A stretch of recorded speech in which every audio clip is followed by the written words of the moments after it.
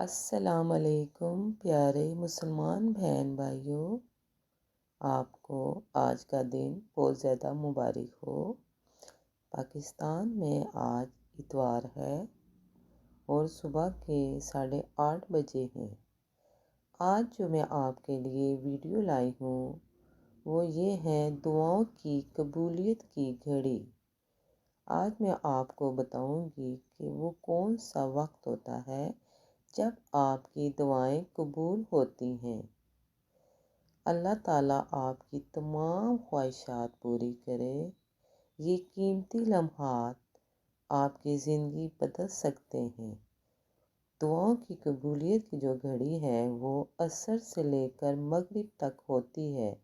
اس دوران آپ نوافل ادا کر سکتے ہیں، درود پاک کی تسبیح پڑھ سکتے ہیں۔ اللہ آپ کی تمام حاجات پوری کرے۔